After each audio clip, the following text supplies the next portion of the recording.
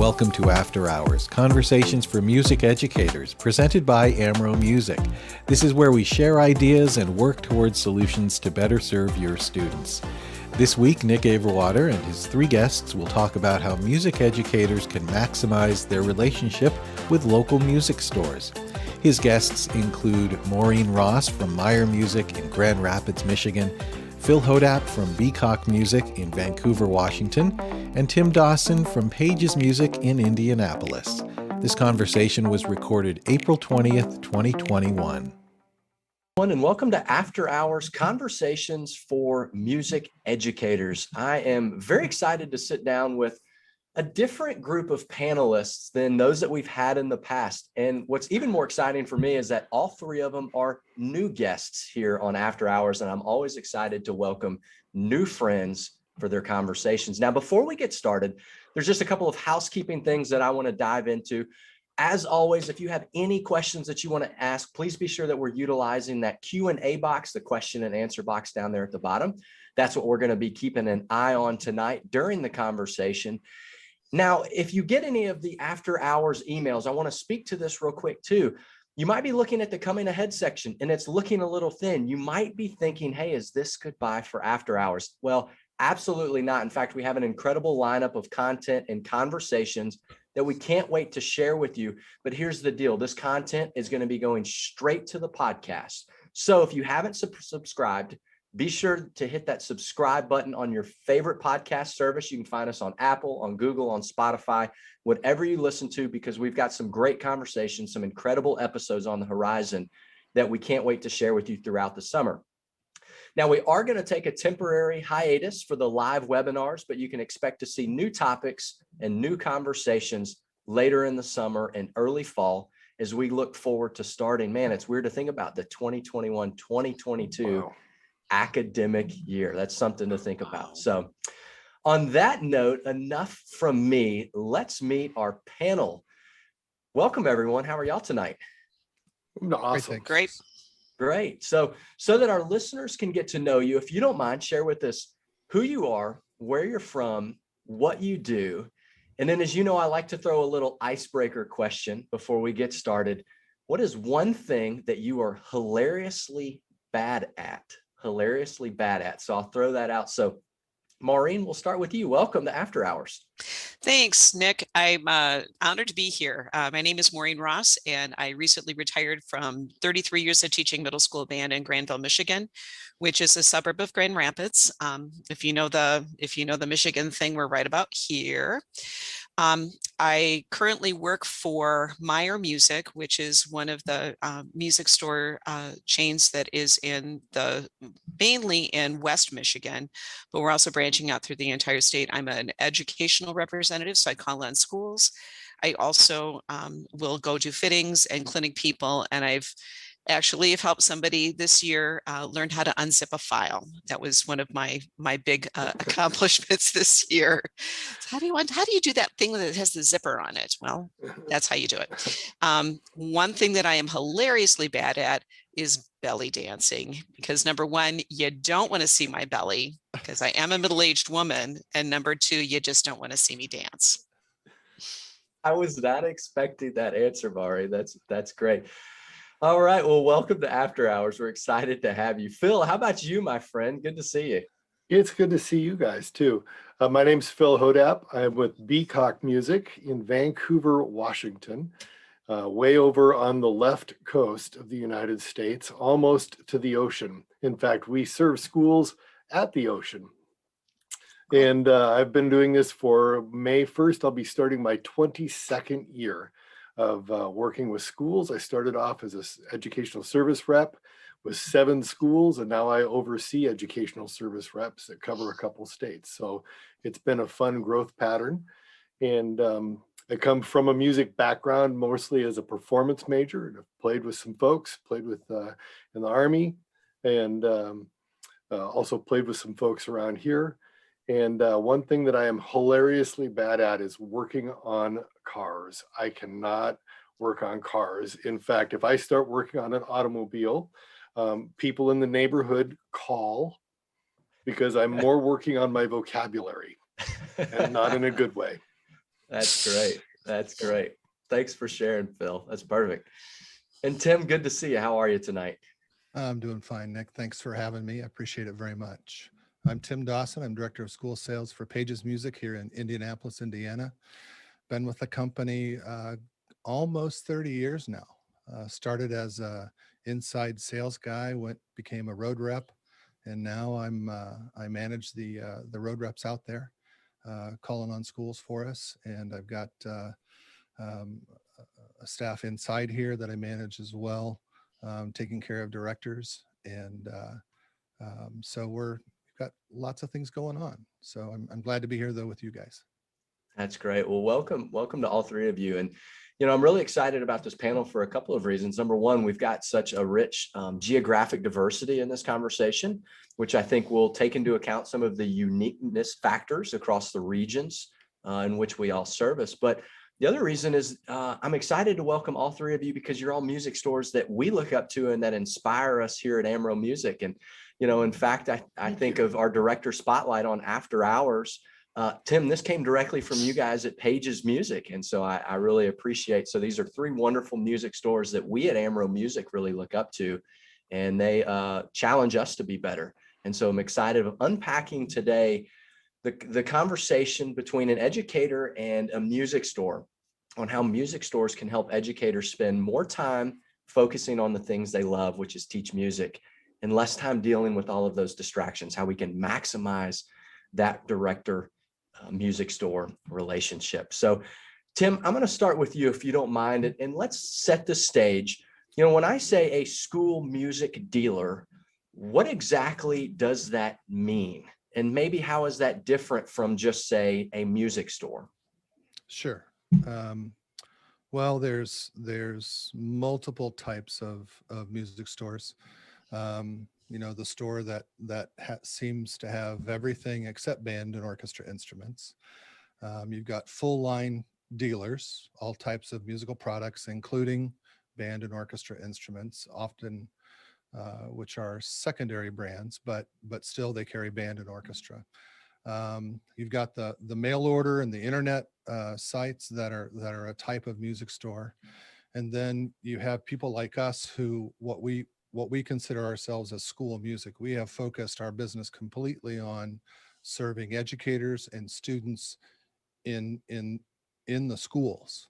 And so our complete business is wrapped around taking care of kids, playing music, taking care of directors, teaching kids, playing music, and 6 pillars of service. I would say we have, those instrument purchases, accessories, printed music, repair services, step up programs, and the big thing for the school music dealer is the rental program, helping kids get instruments and in an easy, affordable way. That's great. And I think it's important as we go through this conversation, we're going to start at the 30,000 square feet, and then we're going to come down and actually talk about conversations in the band and the orchestra classrooms. And I think it's important that we define the school music dealer as opposed to just music store, because there is some differences, and we're going to unpack that as we get more granular on what that means for the educator. So Phil, at that 30,000 foot level, help me understand the big picture. What role does a school music dealer play in this music education ecosystem here that we're talking about? From the music dealer's perspective, our goal, a good school music dealer's goal, is always to eliminate everything for the band director or the orchestra director except having to teach. So ultimately, we would want our directors to know that when the visit comes, that everything is going to get handled. Everything they took away is going to come back. Everything that we need them to, they need us to take away is going to go away, and it's going to get fixed. We're going to bring what they need. We're going to have the resources for them to access, whether that be on a secondary level. So we act as a reference pool a lot of times for what they can access as far as clinicians or as far as other stuff. So in essence, we want to take care of everything for them except being on the podium and dealing with their students. And if we can do that, that's a good day and a good visit for us. That's great. That's such a wonderful way to look at it, Phil. And we're going to break that apart here a little bit more. And Maureen, I'm going to lean on you on a little bit because you have such a rich background as a career educator. And this is really an interesting world now that we're wading into where, there's a certain component of commerce and the arts merging together through this. And how have you found to be the best way that school music dealers and educators can navigate this meshing of worlds together? I think when you have somebody that calls on you that's reliable, if they say they're going to be there at 8:30, they're there at 8:30, that's something that is super important. I know for us, knowing that with if my road rep came, and just like Phil was saying, you've got the repairs done that I've got. It helps when I've got my repairs ready for you when you show up too. So that's a really important component of just that communication.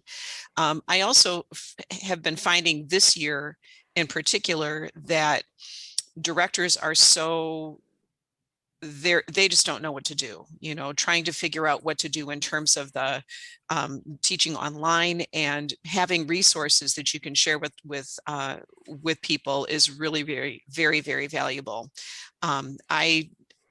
I did a scorched earth when I retired, and I pulled as many files off of my school drive as I could and organized it. And I've shared it out with a lot of people that not just are on my route, but are on routes from some of the other people in our company.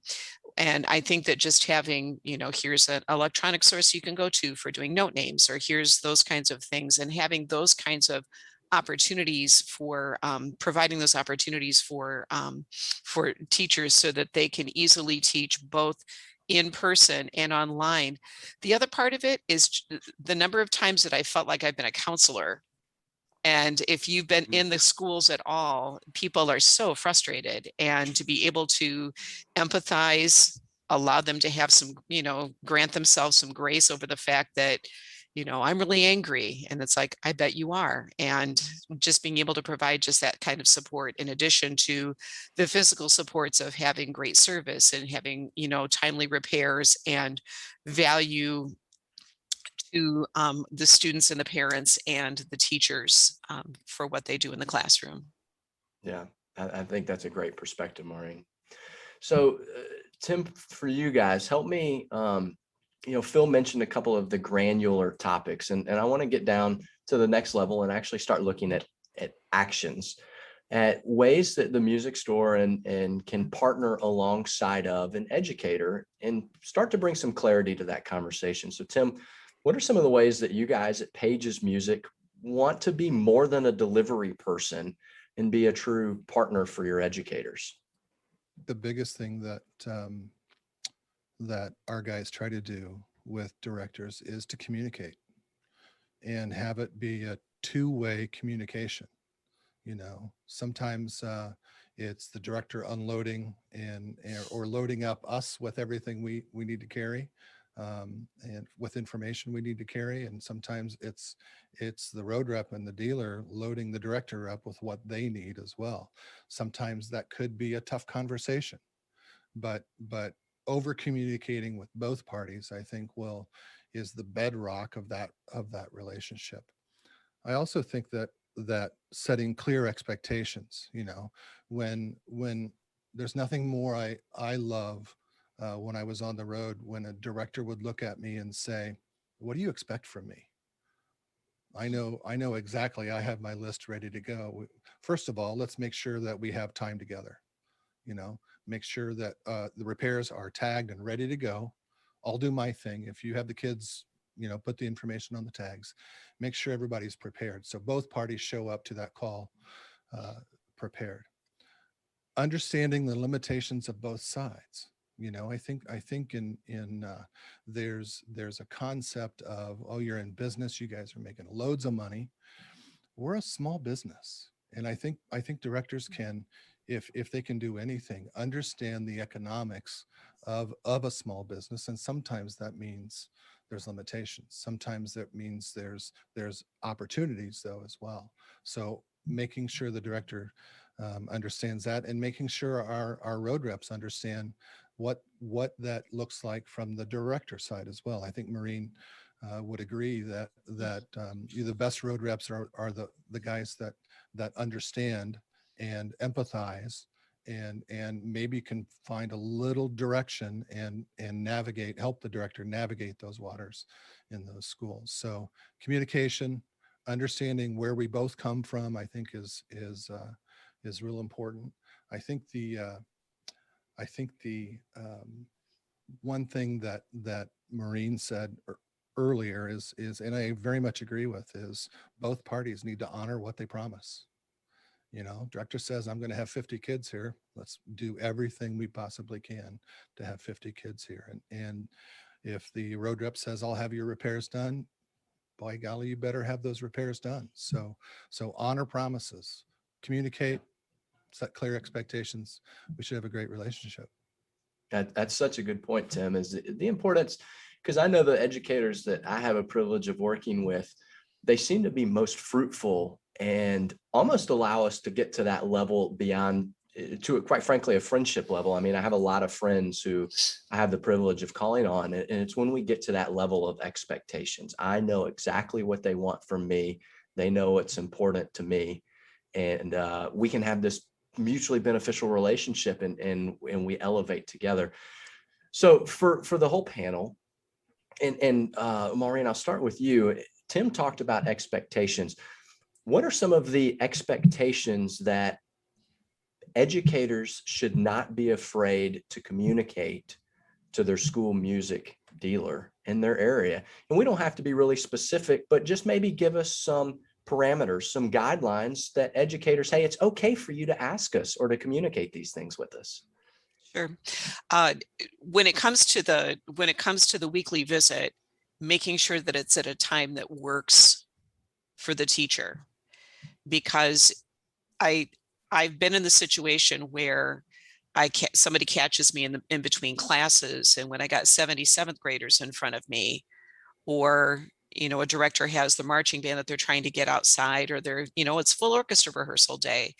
It's really hard when you're trying to have a meaningful dialogue or explain everything that you want or need. And yes, we have communication tools like email and texting, but there's some things that will come up at the last minute that there has to be that ability to say, yes, and I need X, Y, and Z.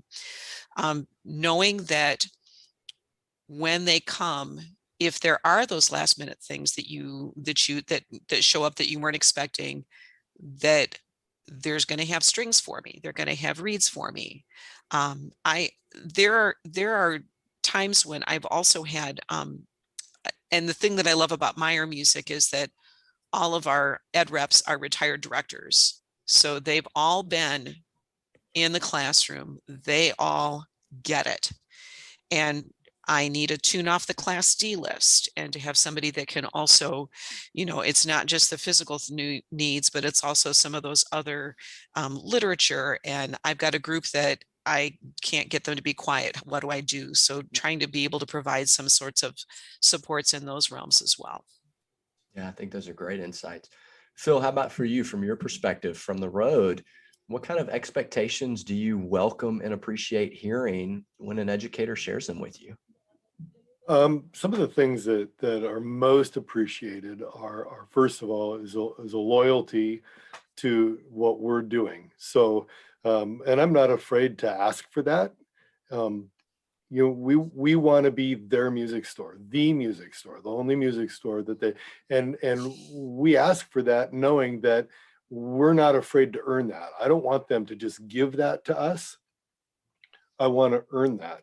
And one of the things that I expect from them is, if at any level, at any time, we're not meeting the objectives that they have to retain that position, that they have the freedom to talk to us and say, this is falling apart here. This isn't happening. That's not happening. And we don't have that conversation very often, fortunately, but that conversation does exist. And we want the director to, we know they can't always be prepared for the visit in the sense that they've got everything laid out, because you're dealing with middle schoolers, and a lot of our directors have middle school and high school. They're the be all end all. in their small little district. And so they can't, but we want them to be as prepared as they can so that we can serve them better. So those are kind of the expectations from our end. We're looking for a rental night, a step up night, and to take care of them. Yeah, I think that's great. Tim, how about for you guys? I mean, what are the expectations that you welcome? Clear, honest, open communication.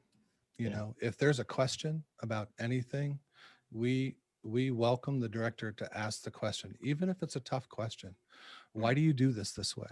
Why can't you do it that way? I like that way better. Well, there's probably some specific reasons why we do things certain ways. Why is your philosophy about repair different than the guy that's seeing me at 10 o'clock on Tuesday?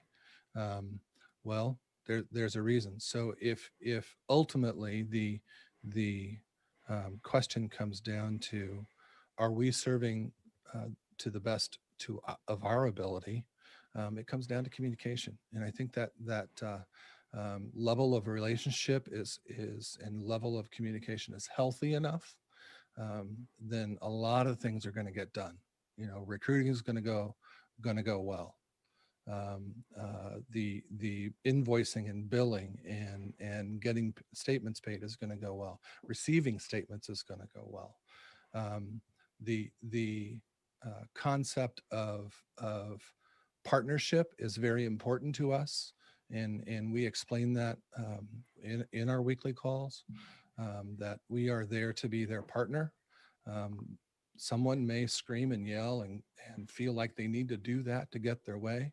Well, partners don't necessarily do that. Good partners just express what they need, and good partners work together to make things happen. And I think that's ultimately what we are looking for as a school music dealer, is a good partner in the band director and the orchestra director. Yeah, I think that's great, Tim. I mean, I think back to some of the conversations that I've had the privilege of having, and I've had some directors say to me, "Hey, this is the way we need billing to be done." Okay, great. I love the clarity of I had a school say, "Send us a bill every time it gets to $500." Perfect. I can take care of that for you. I had a director tell me, "I want you to stand up in front of my students and help me recruit. This is not something okay, I can absolutely help you do that." And on the other side, we've had directors that just say, "Hey, can you just bring me 5 recruiting ideas? Can you just sit down and help me unpack what recruiting might look like? I'll stand up there, but if you can just help me unpack." I think anytime we get those questions, I think all of us welcome that, as opposed to an educator that just says, "Man, I just need you to bring me a box of reeds." I think a great school music dealer really wants to do more than that. And I would encourage educators to don't be afraid to ask. And we're going to talk a little bit about maybe how to have the conversation when music stores, your school music dealer is falling short, how that conversation might go. As we're talking through this, before I move on to the next topic, Maureen, Phil, Tim, any other thoughts or anything on specific expectations that you welcome and invite from educators? I think for us, I just want to chime in also with what Tim said. We really want a relationship. So that is the key thing. All of my directors, they're all my friends because we have relationship together. I mean, and a relationship works when both parties are listening to and supplying each other. So they're supplying us and we're supplying them. We're listening to them, they're listening to us. And when that relationship happens and it's healthy, then it's a great marriage, as opposed to, we don't want roommates, we want marriages. That's a great way to put it, Phil. Oh, that's great.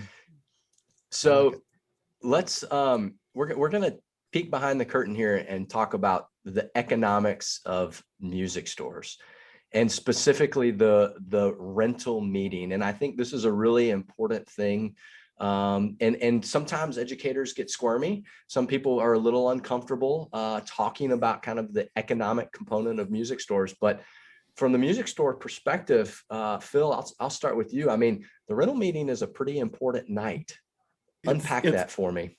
It's all important to a school music dealer. The rental sets up everything else that happens within the relationship between the director and the school. Without the rental meeting, there really isn't much of a relationship. The rental night, the rental event, supplies and those rentals throughout the course of the year, that's what makes the wheels of the van turn. That's what pays the rep. That's what pays the music store.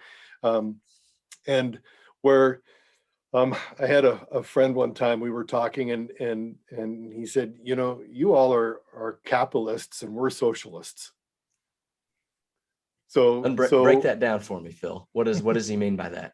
Well, what he meant by that is in the band director world, in his mind, it's everything is put in for the greater good, and it's kind of just distributed out based on need. And with the music store, we have to have money to survive. That's just what has to happen. So we're capitalists in that we have to have that money that comes in from the rental event, which then feeds the step up event, which then feeds the repairs and the print music, and all of that gets fed by the rental event. So the economics of that is that if you have a pie and you have a lot of people eating off that pie, everybody goes hungry. So it doesn't always work for a good school music dealer. If you want to have your best school music dealer, it doesn't always work to have that all divided up with 5, 6, 7, 8, 9 stores all there dividing that pie up, even 2 stores. It's best to have just one store. And I know that gets kind of squirmy and people don't like to say that, and some people don't like to hear that, but that's the basic economics of how that works. I would rather be the sole music dealer or not be a music dealer at a school than have a vastly split up rental event. It's uncomfortable for the parents to have both stores there.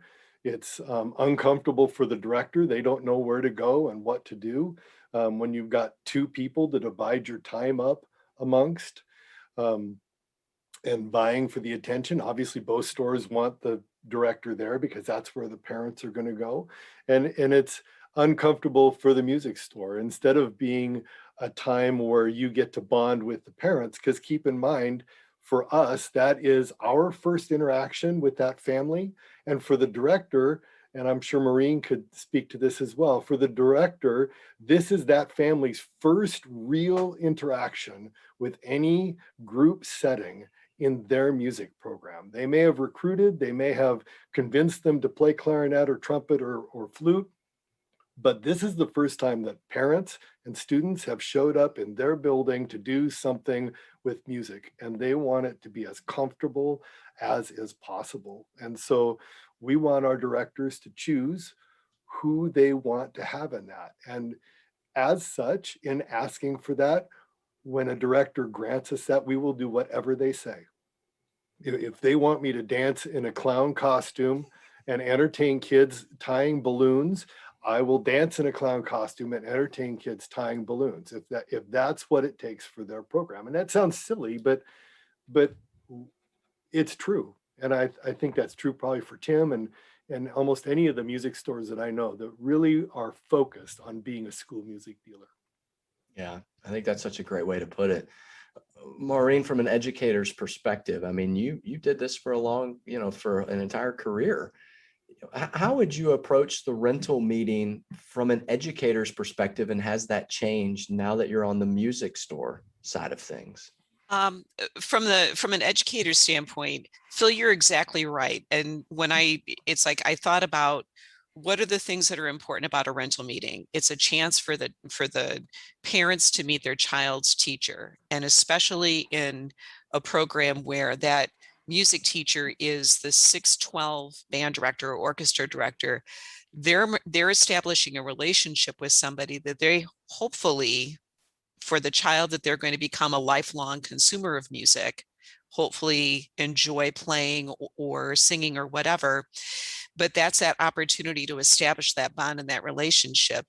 I also feel like when we have that, just the one school services provider at the meetings, we've done the shopping around for the parents, because I know so I was looking for a headset And I go looking at, 4 stars and up, and I'm looking at all the reviews and everything. Well, I'm not an audio person, and I probably could have called somebody and said, hey, what kind of headset do you recommend?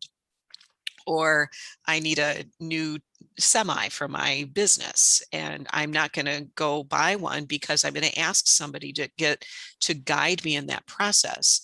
And when the music teacher is allowed to have the say so and do the shopping for the parents and look for the qualities in a school services provider, in a great value for the parents, and within that value comes repairs, loaners, step up instruments that are available, that when we can do that shopping for the parents, it also helps to establish you as a teacher as the authority, that we're providing a convenience to you. I just did a meeting last week where not only I shared our rental brochure, and then I talked about our repair department, because I truly feel like the repair department at Meyer Music is the best in Michigan. And I said, as a recovering middle school band director and middle school band parent, I can tell you that watching my son's trombone slide bash into the wall a couple of times, I was really glad that I wasn't having to pay to get that slide straightened out. And there are things that, we'd love to think that our children are super careful, but then we wake up and realize that they are what they are. They're prepubescent crazy kids. And when we can assure parents that their investment in their child's music education, which is the physical investment of the instrument, in addition to the investment of providing the support for their child, just, hey, you did a good job kind of a thing, that those are the kinds of things that we can partner. And that partnership with the parents, and when we can establish that, that's such an important component of that rental meeting.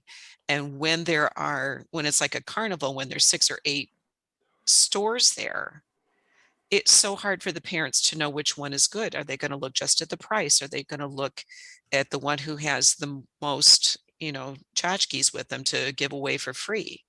Well, you know what? The best things that we can provide you as a school service provider are a great instrument, great service, and the products that your music teacher says you need to have in order for your child to be successful. Yeah, such great insight, Maureen. It's interesting. We have found that anytime there's one of those split rental meeting nights, usually there's 2 casualties that's associated with all of this. And the first is the quality of the instrument, right? Because lacking, a lot of time parents, they're not experts, and nobody expects them to be experts. So they defer to the cheapest one. Well, in order for the music store to be the cheapest one, they usually have to start cutting corners somewhere to get to that number they feel like they need to be at. So a lot of times the quality becomes one of the first things to go. The other thing that typically goes to is the service, because if you think about it,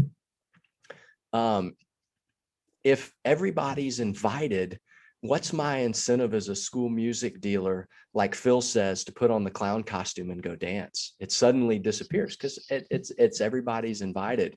And so, that also allows the music store to kind of lower that level of service. So, I want to see the dancing clown Phil. And that's what I think it's a Tim's point, that with a two-way relationship when the expectations get defined and we can all be mutually beneficial together, is what elevates that relationship, so that we can spend more time teaching music, and the music store can help with this everything else, whether it be the recruiting, the parents getting quality instruments, prompt repairs, whatever it is. So I think that's great. Maureen, I got to ask you a question. Was there anything that surprised you when you made that shift from the being a music educator to as an ed rep, that you think, oh, that surprised me, and had I just didn't see that coming from the music store's perspective when I was a music educator? I was so grateful that I could actually promote the store that I wanted to, because it was a situation where in my district, we were not able to put in writing that we had a preferred music store. We could say it verbally, or I could say, well, all the instruments that went in for repair from my family went to Meyer Music. or anytime I have to buy anything, it goes from Meyer Music. And the first time that I started to say, well, if you choose to go with Meyer Music, and then I'm like, wait a minute, I want you to go with Meyer Music because we're awesome at what we do. And that was probably the biggest revelation that I had in terms of just knowing that I could be a cheerleader for our company in the respect of being able to really promote what it is that we do and provide for students and parents and teachers. Yeah, I think that's great. Tim, is there anything you want to add on this concept of the importance of the rental meeting that we need to further unpack together today? I think we've pretty much covered it all. You know, this business from the business side is an expensive business. Phil mentioned, you know, putting air in the tires, putting tires on the van, putting fuel in the tank. Some of our guys are putting gas in the tank, filling their tank daily to make their rounds. And the economics of that, I think if there was anything that I might suggest is you directors out there, ask your road reps, what costs you the most? You know, understand what they have to go through in order to come see you on a weekly basis. And remember that directors remember that the road reps are spending 40 to 50 weeks a year coming to see you. They're taking late night phone calls. They're just responding to 1:30 in the morning texts that, hey, I forgot my reeds. I forgot the drum heads to order. And they're running that repair back so the marching band soloist can do his thing with his horn and meet all those emergency demands.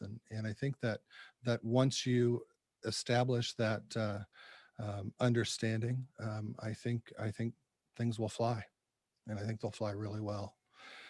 It is our only motivation is to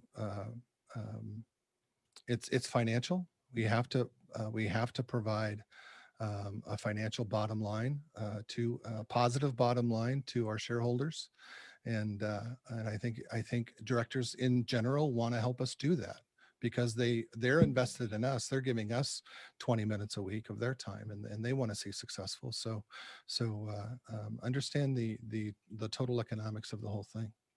Yeah. So Nick, there was a question in the chat that our school district does not allow one store to come to do a rental night or even a recruitment night. We try to be creative, but teachers are not allowed to tell students where to go either. Thoughts or ideas? When we were not allowed to have one music store come to our meeting, we asked the stores to provide us the brochures, and we provided the brochures to the families. So that was about, and we honestly, there was only one store I got music folders from. There was only one store that I got instrument tags from. And as far as promoting, if you will, a store when your district doesn't allow you to do that, that would be about the closest thing that I could tell you to do in terms of trying to get your preferred music store promoted to your families. If you have a private conversation, you should be able to have a private conversation with somebody that if they say, well, no, really, where would you go? Well, I take my instrument to Paige's music because I think that they do the best job of repairs and they give me a great value on what I need from my instrument. Yeah. I'm glad you pointed that question out, Maureen. And in our experience, usually when this happens, what that indicates is that there's a decision maker somewhere who doesn't fully recognize what the implications of that decision are for an educator. And usually just unpacking that helps them to understand that the educator benefits when they can have a say-so in the quality of the services, of the products, of all of the things that are important to them.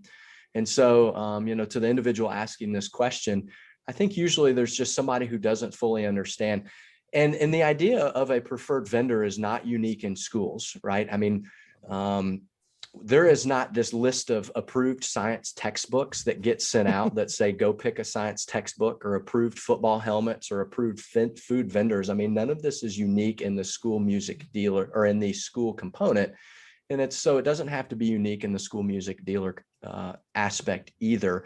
Again, usually there's just an administrator or a decision maker that says, I don't understand, and so I'm just going to turn everybody loose, when the ramifications for the educator are very realistic. And so, we work with a lot of programs where they have a very transparent process for selecting their preferred vendor. They invite vendors to submit documentation that says, tell me about the things that you'll do to support our program. Tell me about the brands that you supply, your turnaround time, the parts that you stock. And from this material, we'll select the one that we feel is the best fit for our program. And then by making it transparent, they're able to go make that decision the same way the athletic program bids out Coke and Pepsi, the same way they do the food services and the air conditioning contract. So hopefully for our individual that asked that question, that gives you some clarity. And I'm not sure exactly where you are, but you're more than welcome to email me, nick@amromusic.com. You can email any of our panelists, and I'm sure they would be happy to give more specific insights on some things that they've seen. Phil, Tim, Maureen, anything that you would expand upon on that question? Only that they don't, the school, for example, treats a music program differently, I think, sometimes than any other program. When the school photographer comes, they don't allow everybody with a digital camera to show up at the school and stand outside the school and say, hey, if you don't want to pay that really expensive price for the school picture package, you can come out here and I'll take your picture and I'll take care of that. They have criteria, as you mentioned, Nick, for selecting that. Where we are in our area of the country, where Tim is and where you are, and maybe where Maureen is, I'm not sure, the band directors had road reps. So the retiring band directors had a school service representative. We kind of instituted it over here. So schools aren't used to having a school service provider call on the school, and administrators aren't used to that, and they're not used to seeing it. And if you just explain to the administrator that scenario, you're not inviting every copy machine company to come service the copy machines. Anybody with a digital camera can't come take school pictures. How much more important is our child's education musically, to make sure that we have the right people, to make sure that they have a good educational experience. And I'm supported as the educator. And as one who had 3 music stores call on me, which was, and it takes up a lot of time. And that's where I didn't always feel like it would have been a whole lot easier if I could have said, I really just want to have these 2 stores come instead of 3, or I really just want to have Meyer Music come, because then when I have to take time to stop and talk to the road rep, that means that's less time that I'm planning for great instruction for my students. And it goes back to the whole thing of, are we supporting our educators, and how can we help them teach music without it being such a huge challenge? Yeah, that's a great point, Maureen, too. And I couldn't imagine, I mean, if repairs ever got mixed up, oh, I meant to send that one to this store and name tag. That's just a messy thing. And I'm not going to go down this rabbit hole or jump on the soapbox, but I'm just going to make this comment. It is not illegal for you to have a preferred vendor. Anybody that says that is steering you wrong. There is documentation, and I'm not going to go into it on the podcast, but anybody that tells you it's illegal for you to pick one does not have your best interest at heart. So that's all I'm going to say about that comment. So Maureen, help us, we'll get back on track there. Wonderful question. But let me ask you this. If a music store is not upholding their end of the deal, if they are not meeting your expectations, how do you recommend somebody go about opening that dialogue and having that conversation with their ed rep or with their school music dealer? I would start with just having an idea of specific things that you feel that the music store is not providing for you. You don't stock the reads I want. You don't show up on time because I'm expecting you to come at 8:30 and I got a text at 10 o'clock that said that your car broke down and you aren't coming today. So those are, if you have some specific ideas, if you can also kind of, if you know that you're going to have that difficult conversation, or you need to have that difficult conversation, as a teacher, it's a courtesy to maybe let your ed rep know ahead of time, hey, can you make sure that we have a little bit of extra time today, because I'd like to talk to you about a few things. Or if the, or maybe even try to have that conversation outside of the regular weekly visit. I would have some specific things in mind that you would like to have the school service provider provide for you.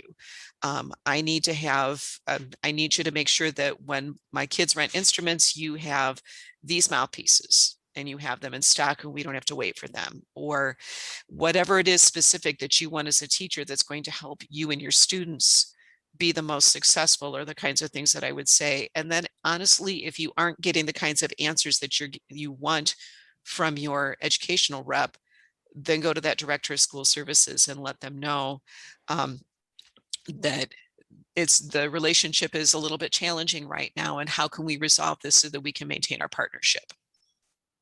That's great. Phil, how about for you guys? Have you ever been the recipient of this conversation, or what insight? I'm sure you have it. You are a hardworking, clown dancing guy. Yeah. I should have never said that. That is going to haunt me now. Yeah. So, I mean, how would you build on what Maureen said of how that conversation should take place? Well, I have had that conversation where either a rep or myself has fallen short. You know, nobody's perfect. So especially when I was younger in the business, and then when I've had other school service representatives that have worked for me.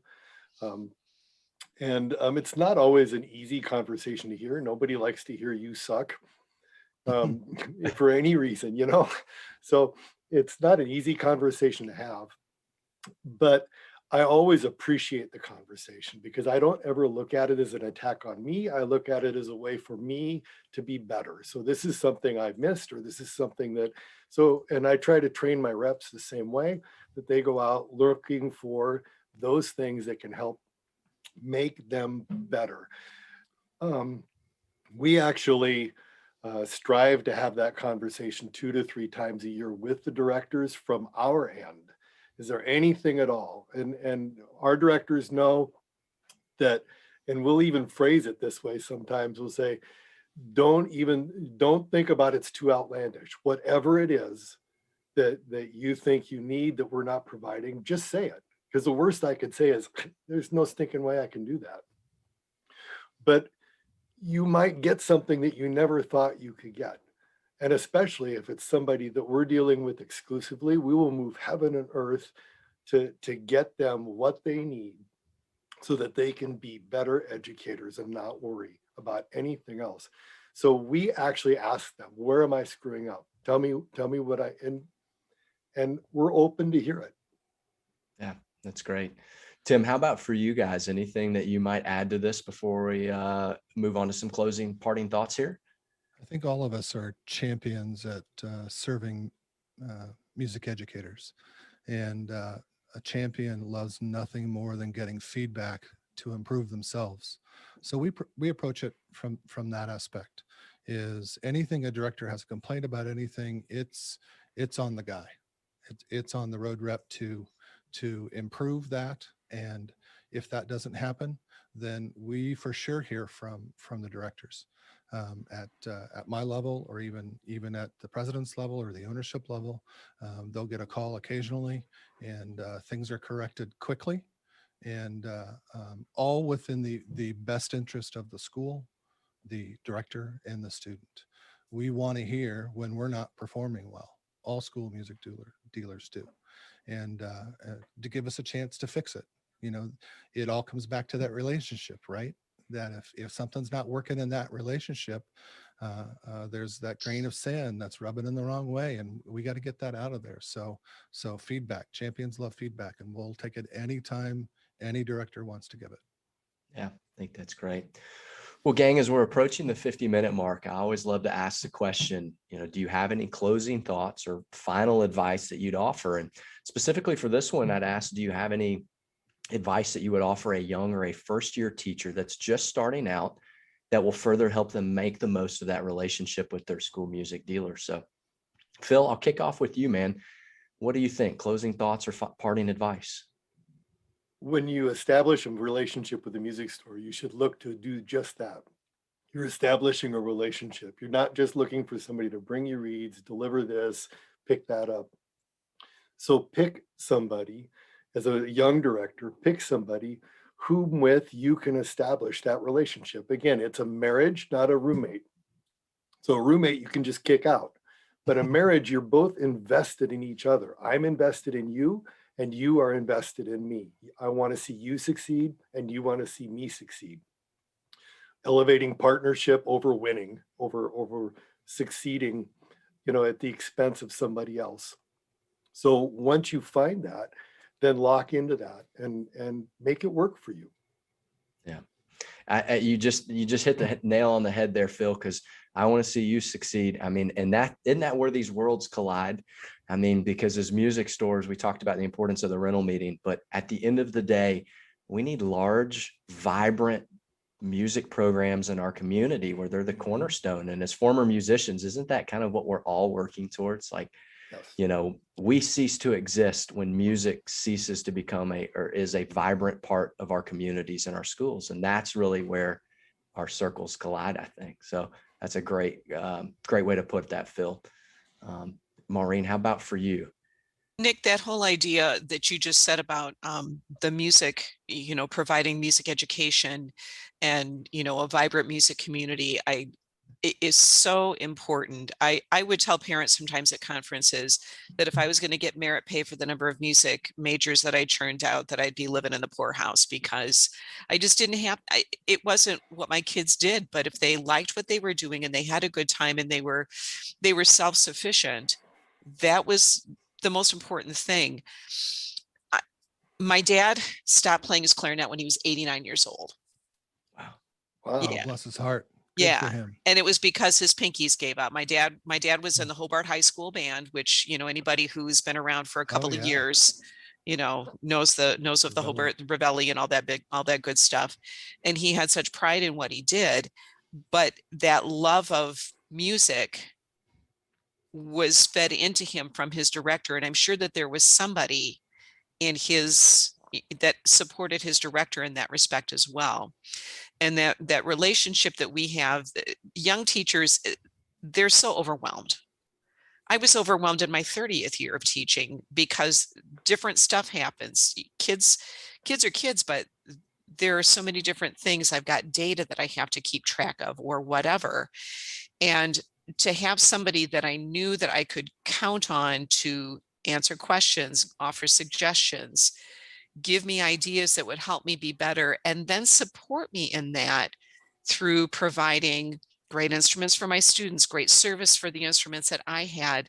That was so comforting to know that once a week, Howard is going to come in and give me advice, or Howard was going to come in and help me be a better teacher because he made sure that I had the supplies that I needed. But that whole idea, Phil, it's like you said it so beautifully, that I want to see you succeed and you want to see me succeed. It is truly a partnership in how we can all work together to provide the kids with the best education possible and to provide the directors with the opportunity to give the kids that best education possible. That's perfect, Maureen. Thank you. Tim, how about for you? Any closing thoughts or advice you'd offer? Only about 200. Do we have time? No. Gotta get a drink. Get a drink. Number one, go deep with your road rep directors. Get to know them on a personal level. Find out what makes them tick. They want to know what makes you tick. So go deep with them. Number two, if you're unsure about anything, pedagogy, programming, anything within your job, your road rep is likely to have experienced it or know someone else who has experienced it as well, and they can connect you to a solution. I think we covered the economics, understand how the music business works. I think young directors don't always know how things work in a repair shop. So if young directors, if you can understand the philosophy of that repair shop and the mechanics of how things work in there, certainly take advantage of that. I mentioned network. Understand the dealer's following is often the size of their following is often an indication of their success and how they can help directors. So utilize those experts within the company. Those repair technicians are gold mines. They may not want to talk to you because they're not people. Your road rep can handle that for you, but they are often gold mines of information. Any of the events that a dealer holds, special events, social events, attend those events, directors, because I think it's important that you get to know other people that do what you do. You know, the road rep is probably going to be one of the only sane people that you see on a weekly basis, that it's coming in from the outside of the community. And I think that if you can spend time with them, attend their events, that's going to deepen your relationship. And my last thing, because it's important, it is absolutely number one responsibility of every director and every road rep. I think you have to work together as a team when you're talking about recruiting. And I think it's so important that we get music makers on this planet. Every kid should have that opportunity to play. And as directors, you know this, and that's why you chose this profession. And as music dealers, we want to help you take care of everybody that you can. So listen to your road reps when it comes to recruiting. You know, plan, inform, execute, evaluate, plan, repeat, plan, all that. You know, get together and make sure you're having a little bit of fun while you're doing it too. This has been a blast. Thanks so much for having us. Thanks, Tim. And I think you're right. The recruiting thing is so important. And I know one of the things that I love is we see so many cool things that work, and then we can bounce that idea around. Hey, I saw this person did this unique twist and it was awesome. Have you thought about that? And so we get exposed to a lot of really cool, new, cutting edge recruiting ideas. Sometimes it's what doesn't work, but that's okay too. That can be just as valuable. But we do see a lot of those things. So I think that's a great insight as well, Tim. Thank you. Well, Maureen, Phil, Tim, thank you so much. I thank you, Maureen. Congratulations on your successful career in music education. I know they're very fortunate to have you there at Meyer Music. And Phil and Tim, you know, I know you guys just relentlessly serve the programs in the greater Indianapolis and up in the Northwest along the coast there, as Phil said, taking care of them in Washington and Oregon, and just appreciate you guys coming on and joining us on After Hours. Now, as a quick reminder to all of our listeners, again, if you got an email and you said, hey, where are the upcoming episodes? We've got some incredible conversations that are going to be taking place, but they're going direct to podcasts. So if you haven't hit that subscribe button, we've got some great conversations. We want you to hear them, but you're going to need to find them on wherever you get your podcasts, whether that's Spotify, Apple iTunes, or Google Play. So be sure to go find those. We will be continuing the live webinars here later in the summer, early fall, as we kick off preparations for the 2021-2022 academic year. But again, some great content to follow this summer. On that note, Maureen, Phil, Tim, thank you. It's a pleasure to have you on After Hours. To all of our listeners tonight, thanks for being a part of tonight's After Hours Conversations for Music Educators. Let's be sure to wash those hands, wear those masks, and get ready for an incredible summer. In the meantime, everybody take care and have a wonderful night. Thanks all. You've been listening to After Hours, Conversations for Music Educators, presented by Amro Music. This podcast is produced by Nick Averwater, Emily McGee, and Joel Hurd in Memphis, Tennessee. You can hear and see more conversations at amromusic.com/afterhours.